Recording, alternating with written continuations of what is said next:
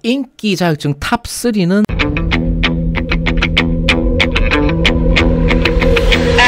준비를 해두시면 취업에 직관적으로 도움이 됩니다. 장담의 말씀을 드리고요. 이제 코앞으로 다가왔습니다. 16년 4월까지입니다. 전기기계설비 관리 종사자 인기 끄는 자격증 3가지라는 주제로 기사 내용 한번 다뤄보도록 하겠습니다. 또 이제 시설관리 이야기, 적나라한 이야기들 한번 좀 들려드리고요.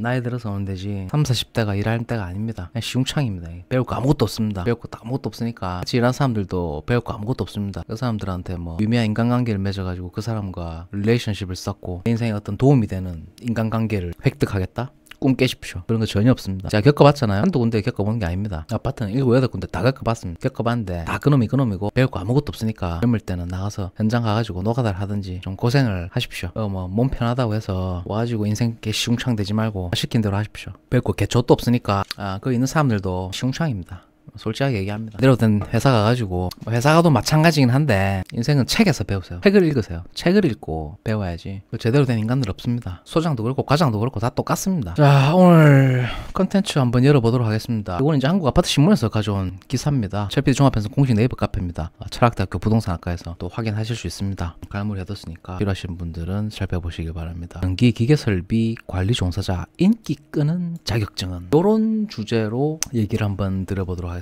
제 생각도 같이 얘기를 하고 이 기사를 한번 알아보도록 하겠습니다. 전기기능사 실무에 도움된다. 소방안전 적용도 관심 대상이다. 자격증 많을수록 취업 가능성이 커져요. 전기기능사 자격으로 자신감을 얻었어요. 아파트 관리 사무소장들은 공동주택 현장에서 자격증의 힘이 점점 커지고 있다고 입을 모아 말한다. 자격증이 있다고 해서 그 사람의 스킬이 높다? 그런 얘기가 아니죠. 이거는 필요한 자격증, 선임 자격증이 필요하기 때문에 그 힘이 커지고 있는 거지. 자격증이 있다고 해서 사람에 대한 기능이라든지 인성이라든지 경력 그리고 이제 그 사람들의 업무 스킬을 판단하는 게 아니라 그 말이죠. 자격증 선임 자체가 필요한 거예요. 그 사람이 필요한 게 아니라 힘들여서 주택관리사 자격증을 딴 사람들에게는 기능사 자격증을 권하기도 한다. 그건 무슨 얘기죠? 힘들어서 주택관리사 자격증을 딴 사람한테 기능사 자격증을 권한다? 남한테 그걸 왜 권하죠? 필요하면 지가 하면 되지. 공동주택 업무 관련 자격증을 10개 보유한 조모 소장은 공동주택 관련 업무 자격증 10개가 있을 게 뭐가 있죠? 조만간 27회 주택관리사보 합격자 교육시 자격증 취득으로 자기개발을 하도록 적극 권하겠다. 내가 이만큼 자격증을 많이 땄으니까 너도 자격증을 따라. 내가 한 행위에 정당화를 부여하기 위함이죠. 내가 이렇게 많이 땄으니까 너도 이렇게 많이 따라와. 내 삶을 밟아와. 그런 얘기인 것 같은데. 특히 예비소장들이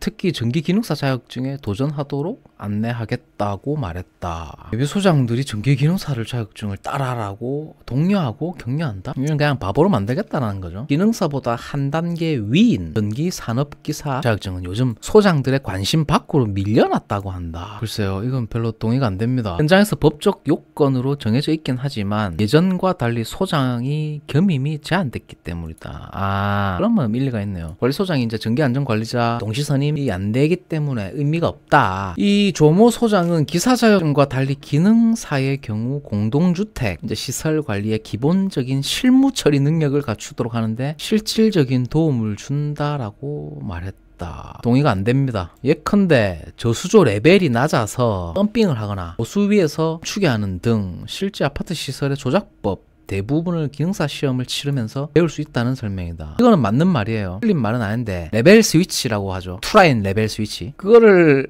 기능사에서 이제 실기 시험을 할 때 그거를 하는 경우가 있긴 해요. 원리는 이해는 할 수 있겠지. 근데 그걸 실무에서 막상 이렇게 조작을 해보라 하면은 못하는 경우가 거의 대부분입니다. 자격증 여부하고는 상관이 없어요. 그냥 그거를 해봤느냐 안 해봤느냐 현장에서 한번 만져봤느냐 안 만졌느냐 그 차이지. 자격증 그냥 자격증일 뿐입니다. 현장 실무는 또 다른 이야기니까. 실제로 전기기능사 자격증과 주택관리사 자격증을 갖고 있는 경기도 A 소장은 전기기능사 취득 후에 아파트에 취직했다가 이후 소장이 됐는데 어느 단지에 부임해도 자신감만 있다고 말한다. 그런 전기 업무에 해박한 덕분에 위탁사가 전략적 단지로 전근시키는 경우를 제외하고는 근무처를 타이로 옮긴 적이 없고 희망하는 곳을 골라서 갔다라고 말했다. 이 기사의 의도가 자격증을 취득하면 내가 좀 어느 정도 골라서 갈 수 있으니까 자격증을 취득해라 하고 하는 이제 보이지 않는 의도성이 좀 보이는 것 같은데, 자격증 장사하려고 하는 이런 사람들의 어떤 모종의 거래가 있었나 하는 합리적 의심을 좀 해보게 되고요. 대한주택관리사협회 홈페이지 구인란에 올라오는 시설 관련 관리 직원 채용 조건에는 전기 산업기사 등 기술 자격증이 꼭 들어간다. 제시하는 연봉은 4천만 원대로 일반적 소장급여와 비교해 크게 낮은 수준이 아니고 국가 자격증 시험을 주관하는 한국산업인력공단이 발표한 정부 취업 포털 고용24 기반 국가기술 자격 채용 활용도 분석에서도 기능사 자격증의 중요성이 그대로 드러난다. 이거는 무슨 좀 냄새가 나네요. 이런 기사에는 좀 구린내가 나는데, 공단이 지난해 고용24 사이트 채용 공고 160여만 건을 분석한 결과 기술 자격을 채용 요건 또는 우대하는 공고 중에 기능사 자격증이 6만 건 47%로 가장 많았다. 기능사 자격증